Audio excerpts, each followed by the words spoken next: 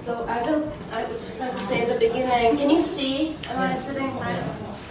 I ended up preparing this talk with my very close colleague, Juliet Golden, who is not an academic. She's an American journalist who has lived in this part of the world for 20 years, and together we do this work, and so we ended up writing it together, so I just want to honor her that this is not only my work.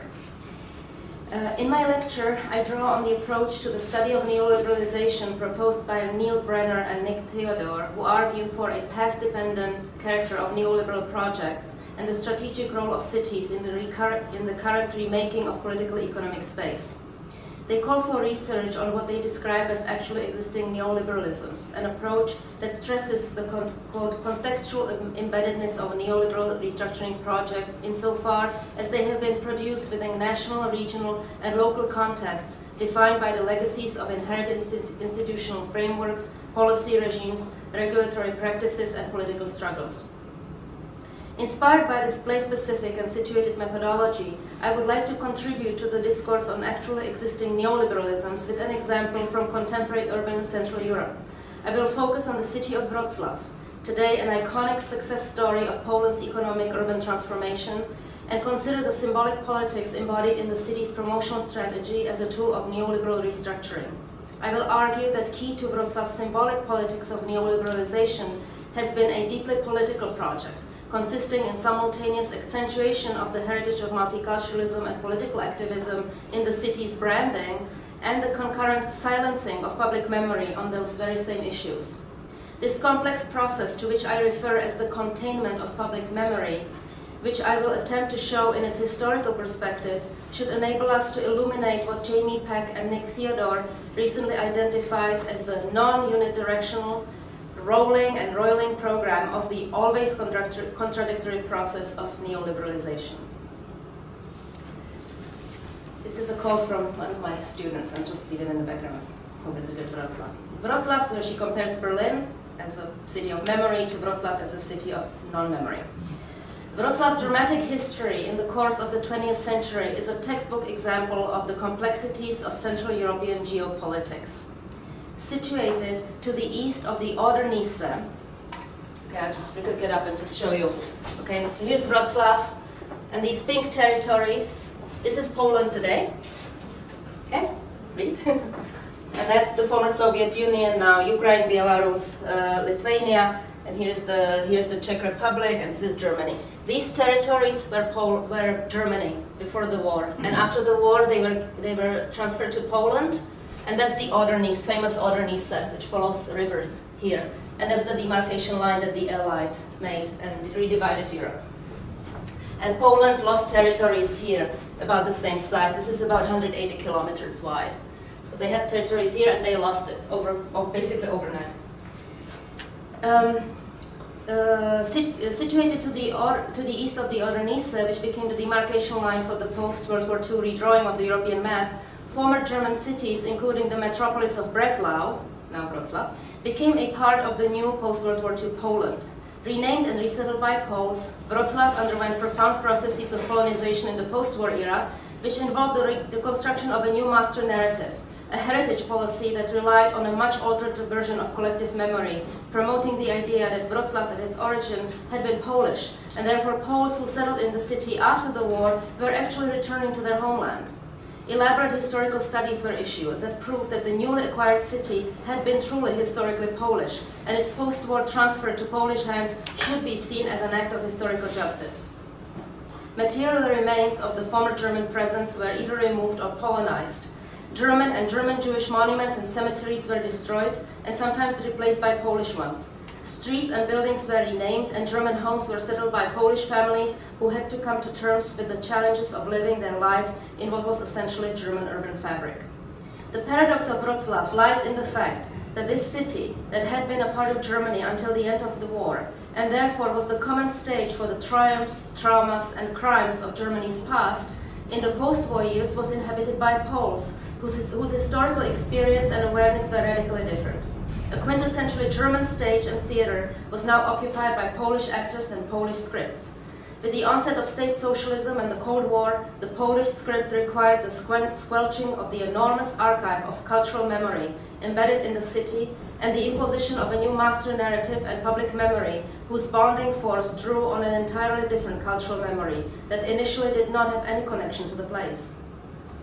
Drawing on Jan Assmann's notion of cultural memory seems particularly useful in trying to understand the inner workings of the cultural politics of memory in Wroclaw and in Poland.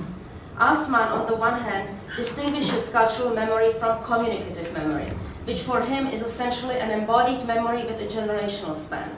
Communicative memory, according to him, quote, includes those varieties of collective memory that are based exclusively on everyday communication. Assmann expands Maurice Halifax's notion of collective memory not only beyond the realm of individual psychology, but also beyond the limits of social exigencies and bonding forces for which, quote, the past is always instrumentalized. For Assmann, cultural memory relies on the interaction between the psyche, consciousness, society, and culture. And while its archive is often pulled from to serve collective bonding memory, it is a much wider concept from the former, including the non-instrumentalizable, heretical, subversive, and disowned. Cultural memory is a vast archive of sources of age-old, out-of-the-way, and discarded knowledge that has lost every link to collective identity, however broadly conceived, and therefore possesses neither horizon nor force. In the case of post-war Wroclaw, the collective bonding memory relied on the officially prescribed, top-down driven heritage policy that suppressed the city's cultural archive that embodied primarily the German and the Jewish past. The events of 1989 set the stage for radical changes. In the early years of democracy in Poland, following the collapse of the Berlin Wall and of one-party rule, the urban spaces of Wroclaw seemed to unleash intoxicating multi-layered narratives that challenged the once dominant, centrally commanded heritage discourse of the post-war years. With eyes newly attuned, hidden contents in the battered and remade cityscapes revealed themselves. Local publishing houses were established that specialized in the printing and distribution of photographs and literature on pre-war Breslau. Publications and conferences with international experts were organized on Wrocław's unique modernist architectural legacy from the interwar period. Local historians started to reflect critically on the extent to which the city's pre-war German past had been silenced in their scholarly work. To retell its history, the municipality itself ordered a new history to be written by outsiders, British historians Norman Davies and Roger Morehouse.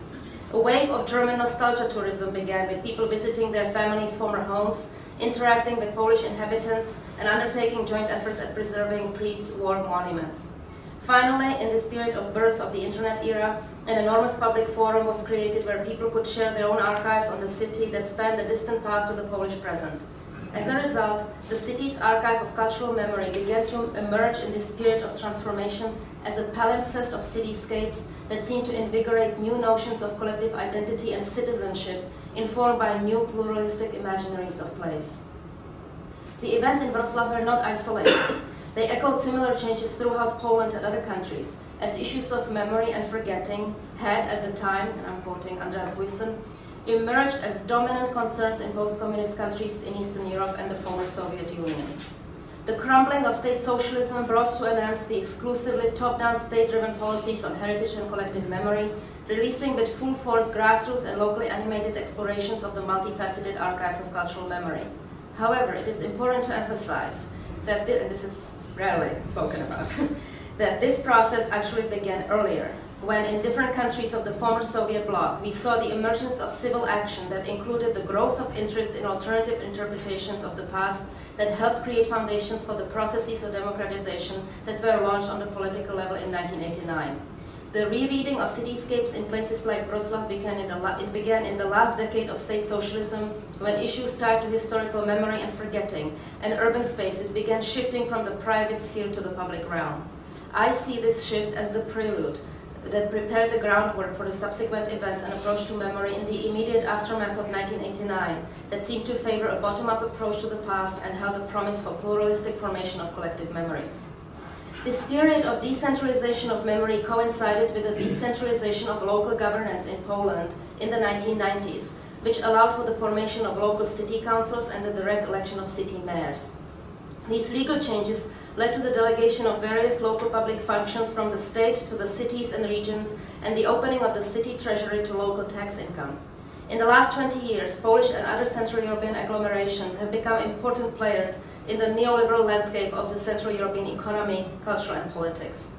Polish cities are now the drivers of regional economies, and the concentration of financial and social capital in the hands of the mayors is spectacular.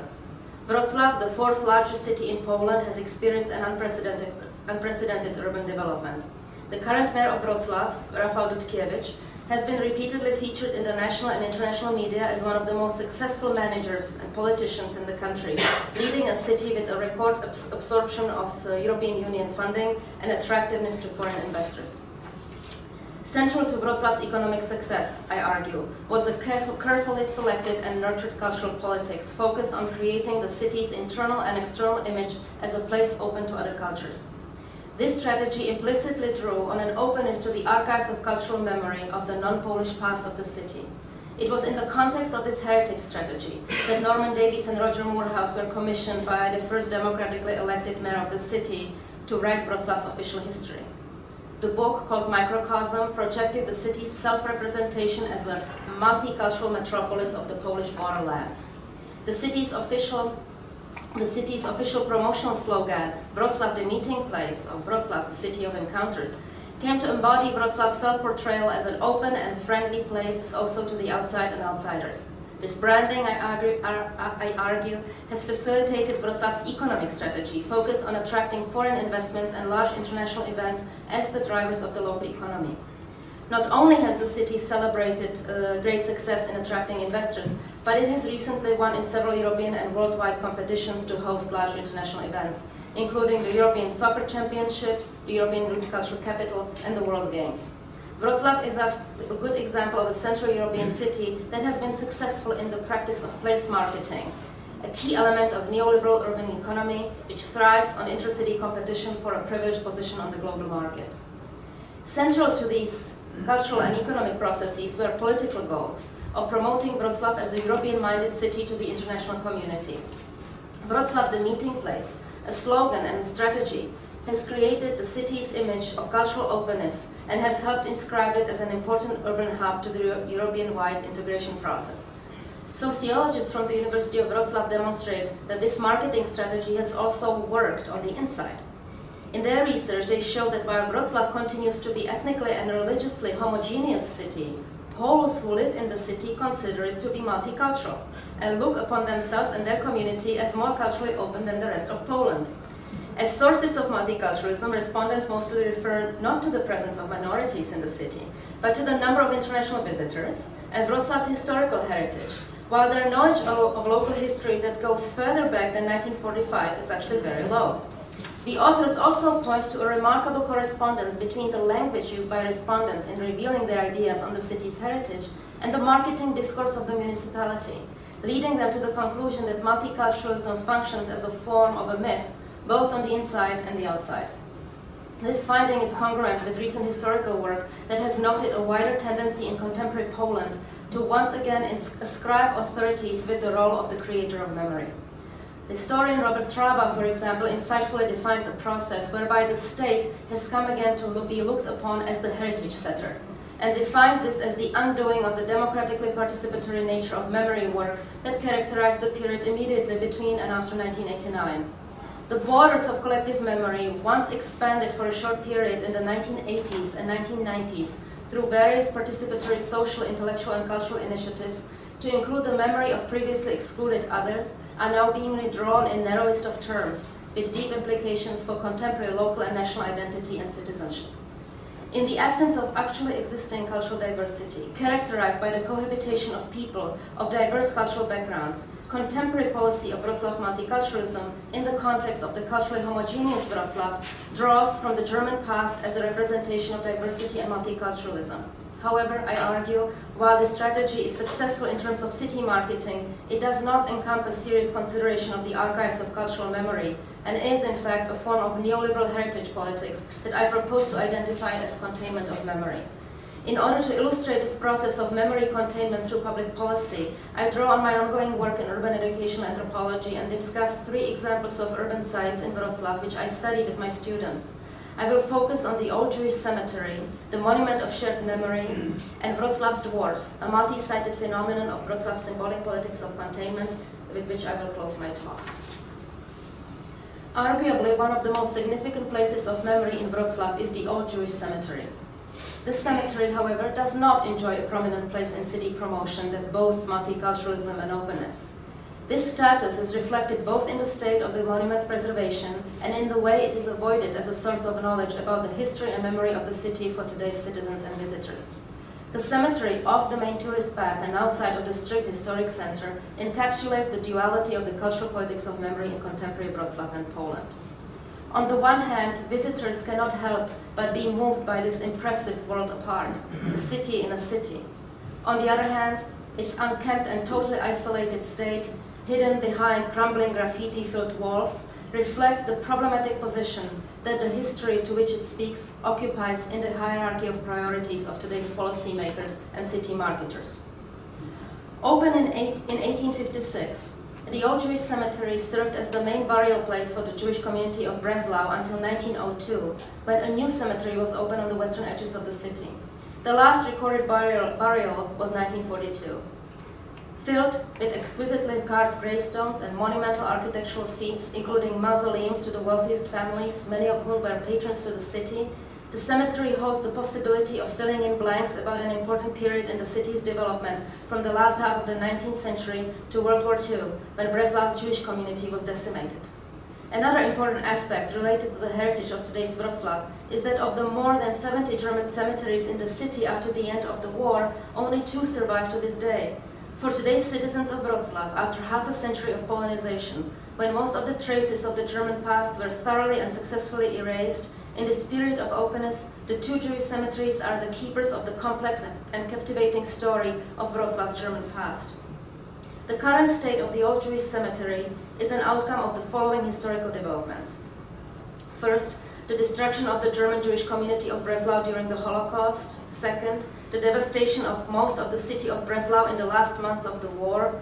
3. Unmonitored vandalism and thievery in the post-war years when, following the mass emigration of the remaining Polish Jews around 1968 due to governmental anti-Semitic policies, the cemetery was no longer tied to any vital community. 4. Period of renaissance of interest in the cemetery accompanied by intense preservation work begun in 1981 and sponsored by city institutions during the era of solidarity and carried out as a result of energetic civil participatory activity in the last decade of state socialism. Somewhat paradoxically, therefore, today's Old Jewish Cemetery can be seen as a triumph in grassroots preservation efforts carried out in the last years of state socialism, which prevented this vital element of Wrocław's material history from oblivion.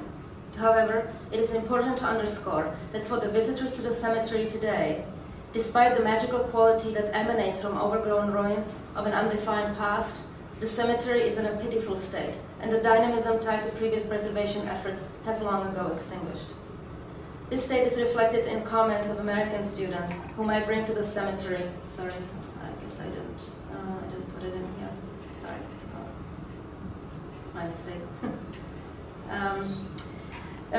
That I bring to the cemetery is a part of my pedagogical work, in which we draw on Wrocław's material history to illuminate questions of cultural memory as key to critical understanding of historical and contemporary identities. The student says, to get to the Jewish cemetery, we had to ride a tram all the way out of the heart of the city and walk down an unmarked path. There were no signs near the road. The first sign I saw was on the building outside the cemetery gates. I realized that had I been an ordinary tourist, I never would have found this place. From the visit to the cemetery, I learned so much about the history of Wrocław and blah, blah, blah. In order to grasp how the Old Jewish Cemetery figures in the landscape of today's cultural policy of containment, I need to point out that the cemetery does not belong to the local Jewish community, but is an official institution of culture funded from the budget of the municipality of Wrocław. Institutionally, the cemetery figures as a branch of the City Museum of Wrocław. That's the only sign there. The lack of ties to the historical legacy of a vital Jewish community and its members, and the emphasis placed on its role in the cultural landscape of the city is encapsulated in the institutional name, the Museum of Cemetery Art. The title, which bypasses the ethnic and cultural provenance of the place, relegates Jewish heritage to a museum artifact. The visitor's experience is framed as an excursion into the history of art and architecture, and not into the past of the city and the people who have participated in the building of this metropolis on the Oder. Moreover, as our students' comment indicates, a visit to the cemetery is largely reserved for the determined and the informed. Poorly marked in promotional materials, along the route, no road markers exist, and no information is available in public transport directing visitors to the site. Ironically and more disturbingly, the cemetery property is used for commercial purposes. Space has been rented out to a company that has placed large freestanding billboards advertising products and services of retail shopping centers in the city. Most recently, a private German monument company specializing in the production of gravestones has taken over the street side section of the cemetery for its own retail services. The Tust Stone Manufacturing Company, an enterprise with prominent roots in pre-war Breslau, and one that benefited from numerous orders for large public works projects during the Nazi era, including the monumental stairs for the Zeppelin field, the iconic Nazi rally grounds in Nuremberg, the imposing stone facade of the Nuremberg Congress Hall, which now houses the documentation center for Nazi party rally records, the swimming pool built for the 1936 Olympics, now sells gravestones and Christian gravestones, and other memorials for purchase by consumers in the city in a section of the burial grounds raised after the war. This point of sale, featured on the trilingual Tust webpage, marked by a monumental marble backlit sign featuring the company logo of Tust, dominates the street view of the Old Jewish Cemetery and contains no additional information for visitors that this is actually a site of memory. The press took a notably uncritical view of the opening of the Tust company's sales point in Wroclaw. In September 22, 2012 article of Gazeta Wyborcza, the main Polish daily, local journalist Beata Maciejewska hailed the return of the legendary Tust company back to Breslau. Maciejewska concludes her article with the following, quote, "On Saturday, the descendants of Karl Tust will reopen the office of his company in Wroclaw at the Old Jewish Cemetery. This means you can see the oldest and newest products of the company in one place." The cultural memory embodied in the Old Jewish Cemetery, one of the few existing and material remains that so evocatively tells the story of multicultural roots of Breslau, is muted by the practices of containment embodied in the politics of the municipality that shape public memory in the city. The containment of this place of memory, which could provide continuity between the actually existing multiculturalism of pre-war Breslau and a nominal openness to other cultures flagged by the present city marketing strategy, happens on multiple levels. Little has happened to reinvigorate the site following 1989, letting the process of physical dilapidation of this historical area to continue. The absence of markers in the city landscape and promotional materials leaves finding the cemetery to the hardy and the determined. And finally, the permission to open what for many is sacred space to the development of commercial enterprises not tied to the Jewish heritage has allowed for the subjugation of the cultural meaning of the area. The Old Jewish Cemetery is a particularly telling example of the paradox of the cultural memory of Wroclaw, a city whose cultural memory of the German and German Jewish past is removed from the cultural memory of Poles and the very small remaining Polish Jews of Wroclaw. Unlike most West German cities, which have had to struggle actively with the reconciliation of the history of the Holocaust with German public memory after the war, Wroclaw, a city that shared the same fate but ended up in Polish hands, did not have to grapple with the same process. The cultural memory of the Jews of German Breslau, embedded in both the material fabric of the city and the communicative memories of former residents and their descendants, do not find a prominent place in the collective bonding memory of contemporary Polish Wroclaw. In respect to the memory of Jewish culture, Wroclaw follows the same pattern as we observe in the nationwide debate on Polish-Jewish relations and the way they figure in the Polish collective memory. Unlike in Germany, where, as Jan Assmann observes, the memory of the Holocaust has been to some extent absorbed in the collective memory of the nation, this has not happened in the case of Polish collective memory. Polish collective memory, based as it is on the image of Poles as victims of history, has not opened up to the possibility of including Jews who are contained in the Polish national narrative dominated by ethnic and religious patriotism. This could be observed in the dramatic debate following the publication of Jan Gross's book, Neighbors, in which the historian explored the destruction of the Jewish community of Jedwabne by Polish inhabitants during the Nazi occupation and forced Poles to revisit their own past and explore their own roles as potential perpetrators. These painful discussions also led to the revisiting of responsibility for the post-Second World War anti-Semitic policies toward Jewish citizens, which led to the mass migration of Jews from Poland between 1946 and 1968. Out of the 3 million Polish Jews, 200,000 survived, and most of them were forced to emigrate. Even more starkly, we experienced the absence of Jews in the representation of the cutting tragedy that figures so prominently in Polish politics and collective memory, especially after the 2010 crash of the Polish presidential plane carrying a delegation traveling to commemorate the 70th anniversary of the mass killing of over 21,000 Polish reserve officers and POWs by the Soviets. The absence of Jewish victims in the discourse of the Katyn massacre, a leading Polish sort of national trope, is astounding considering that 8% murdered were Jews.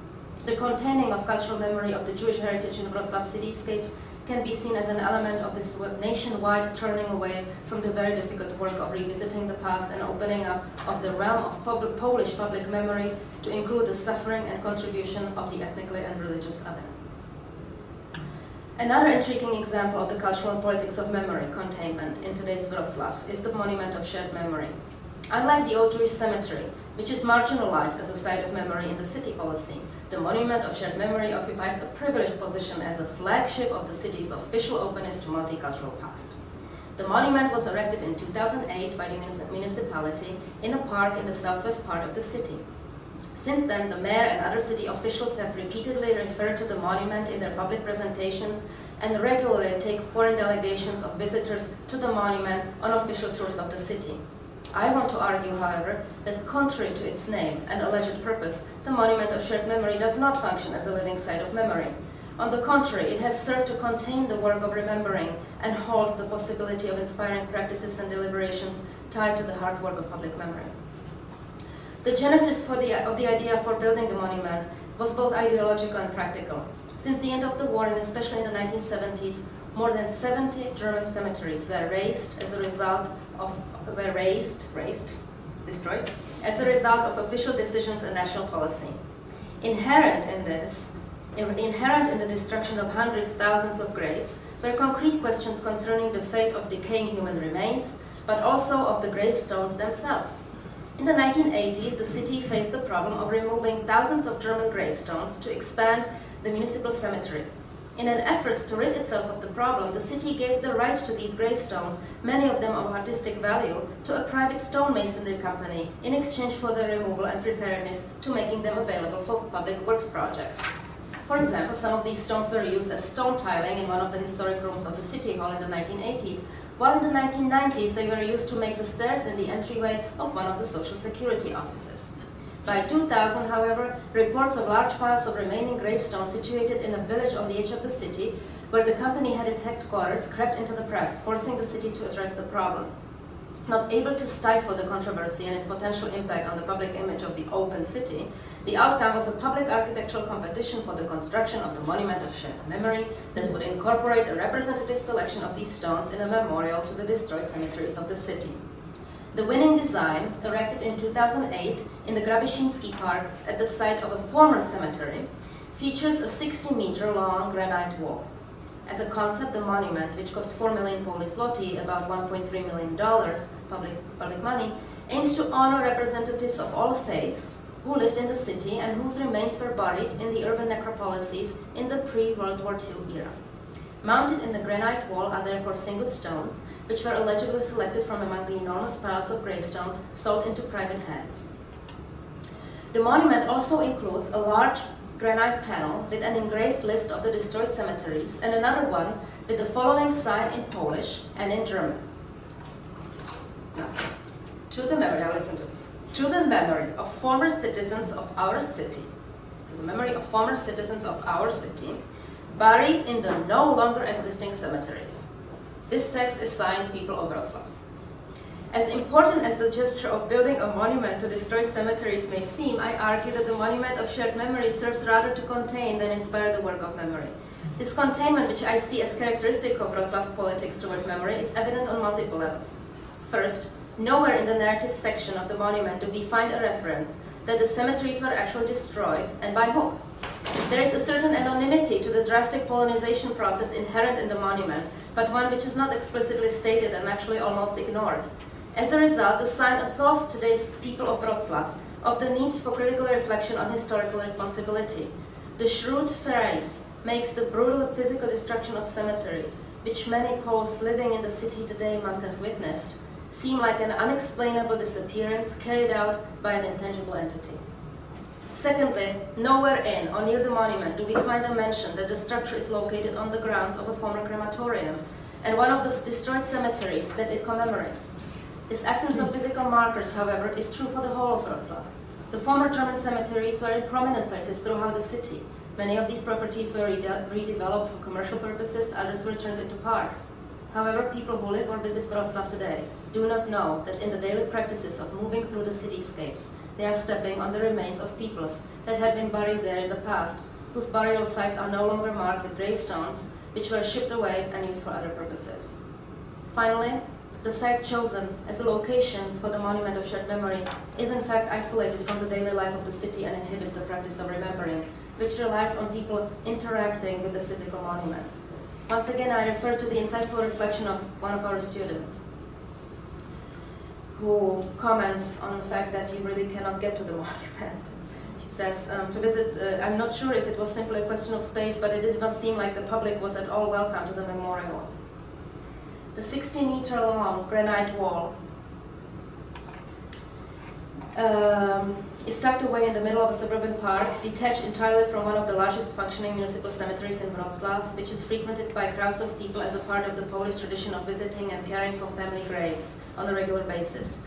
There is no sign directing visitors to the monument. Moreover, it is located literally on the other side of the tracks, so that knowing and determined visitors must undertake a risky crossing of a busy street and a tram line to reach it. The Monument of Shared Memory is a good example of the official cultural politics of memory containment. It is more a symbol of an effort at achieving closure to a thorny political issue in the context of European integration than a contribution to an ongoing dialogue of collective memory. For in Wroclaw, the conundrum of old graveyards and gravestones reappearing is a recurrent problem, and city authorities remain baffled with how to manage the problem. Notably, in 2009, when a much-needed highway bypass was being constructed, several thousand German gravestones and human remains were uncovered, and the city had nowhere to take them. Tellingly, the manager of the city cemetery office, when asked to comment by a local journalist on the fate of the unearthed burial grounds, referred to the subject as being closed, saying, "The Monument of Shared Memory is our symbolic gesture honoring all dead residents of the city. However, the composition of the monument is a closed work and does not allow being expanded by additional gravestones." My last example of the neoliberal politics of containment in the city concerns a phenomenon that I call the kidnapping of Wrocław's dwarfs. Close on a funny note. I refer to a process whereby an important symbol of anti-regime political activist movement from the 1980s has been kidnapped from its historical and symbolic context and commodified to serve the city's neoliberal development strategy. The history of Wrocław's dwarfs begins in the 1980s with the rise of the Orange Alternative, a popular and highly visible local protest movement against the totalitarian regime in Poland. The movement developed out of a student organization at the University of Wrocław and was led by an imaginative activist and art historian Waldemar Major-Friedrich. During the martial law period in Poland, between 1981 and 1983, when movement and freedom of expression were highly controlled and restricted, oppositionists developed creative responses to get their anti-government message out to the public at large and inspire action. Among other things, members created a series of stencils used to paint anti-regime graffiti on buildings, lampposts, and other objects throughout Wrocław, only to have these signs of protest covered over with paint by the militias.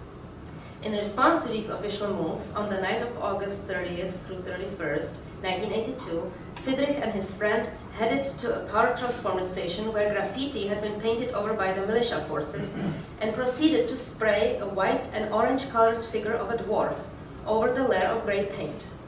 With this move, Friedrich and his collaborators sparked the Orange Alternative's revolution of dwarfs. Friedrich claimed that these actions, which were quickly noticed and replicated by others, were inspired by the principle of a triad of propositions. The protest sign as thesis, the paint smeared by the militia as antithesis, the painting of a dwarf as a synthesis. As a result, in the 1980s, Wroclaw was filled with drawings of dwarfs, which seemed to appear everywhere where the militia units had attempted to cover up anti-regime graffiti. In addition to the making of dwarfs, the Orange Alternative strongly relied on performance as key to their oppositional activities. Sympathizers of the movement wore orange dwarf-like hats, and they organized happenings that included a widely publicized mass protest march on June 1st, 1988, on the occasion of International Children's Day. On that day, between 13,000 and 20,000 citizens, dressed as dwarfs, marched through the streets of Wroclaw, confounding the militia and security forces who simply observed the protesters as they moved through the city. But the core of Friedrich's activity centered around smaller happenings that usually started on Wrocław's Świdnicka Street. Here, together with other artists, Friedrich chose official political holidays to poke fun at the regime. So, for example, on the anniversary of the October Revolution, Orange Alternative protesters distributed rolls of toilet paper to passers-by. On International Women's Day, female pedestrians received sanitary napkins. In these actions, Friedrich could underscore the grave situation people faced during the economy of shortages that defined life in the former Soviet bloc. You know, we didn't have toilet paper and things like that. So, the Orange Alternative, one of the most visible and imaginative protest movements against the totalitarian regimes in East Central Europe, was a remarkable example of the strength of popular laughter against oppressive power.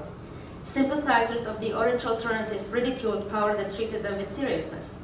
As dwarfs, drawn on walls or impersonated, they entered city space and enabled regular people to join in protest. The dwarfs of the Orange Alternative that helped bring down totality were people associating, talking, and performing in public space. The dwarf was a venue for symbolic action that was social and associational in nature, a performative and symbolic means for creating free space for deliberative democratic action. After 1989, Major Friedrich continued appearing occasionally in the public domain, and his actions were followed by the media. On June 1st, 2001, the day of the anniversary of his 1988 Mass March of the Dwarfs, he unveiled a sizable bronze statue of a dwarf at the key intersection of Świdnicka Street in Wroclaw, which is intended to serve as a reminder of the place where Friedrich launched many of his happenings in the city. It was approximately a year later that the Wroclaw city government initiated its strategy, Wroclaw the Meeting Place, in which dwarfs began to figure at the forefront of the city's promotion. The materials produced by the Wroclaw Office of Promotion used the official slogan, Wroclaw the Meeting Place, accompanied by a characteristic picture of a dwarf with an orange hat and often a flower as a symbol of the city. This official representation of the dwarf exhibits a remarkable resemblance to the dwarfs that Friedrich and his sympathizers once drew on the walls of Wrocław's buildings. However, no reference or credit to the Orange Alternative movement or its leader are made.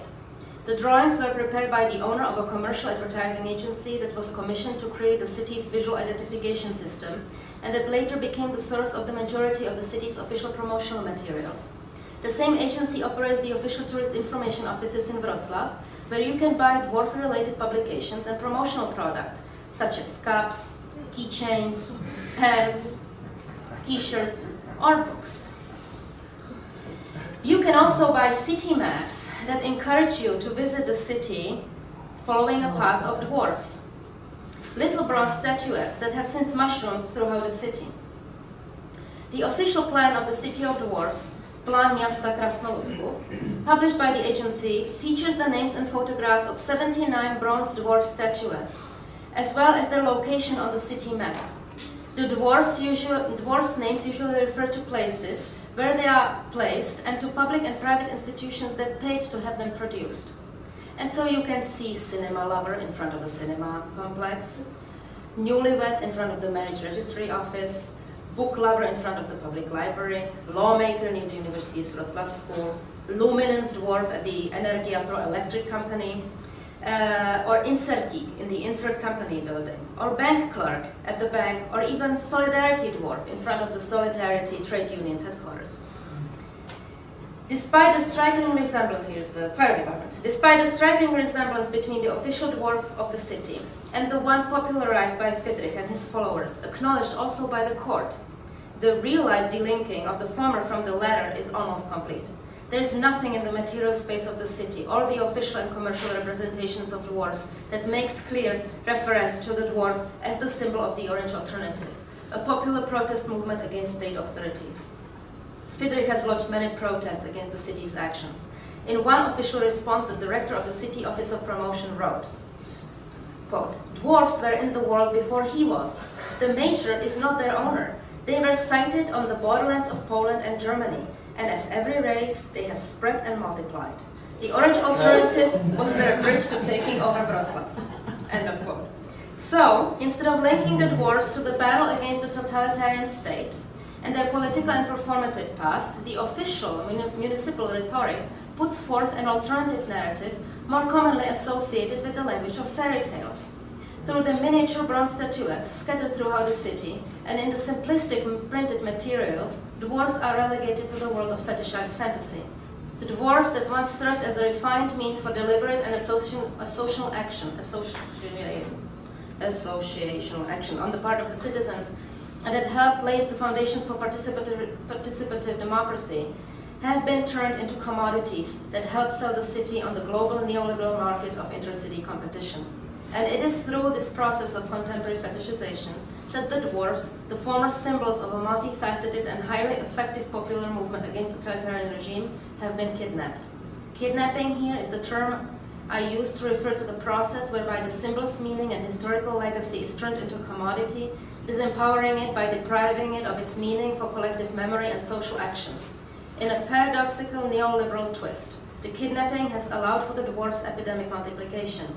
Little more than garden ornaments empty of meaning, the dwarfs of neoliberal Wroclaw no longer empower the powerless. On the contrary, their commodity character strips them of their former power as potent social and historical symbols. In conclusion, I drew on the examples of the Old Jewish Cemetery, the Monument of Shared Memory, and Wrocław's dwarfs to illustrate the phenomenon of neoliberal urban politics that involves the containment of public memory. I argue that Wrocław, a Polish city that is widely considered an economic success story of post-1989 Central European transformation, has relied on its development on neoliberal symbolic politics that created distinction for the marketing of the city in the rising global competition, while at the same time served political needs on the home front. This strategy, I argued, relies on a particular heritage politics, which I refer to as containment of memory. The paradoxical neoliberal process whereby the city markets itself as open to its heritage and as a city built by different peoples and a city of political activism that helped establish democracy, while in reality it engages in practices which stifle the opening of the realms of collective memory to public explorations and deliberations on its past.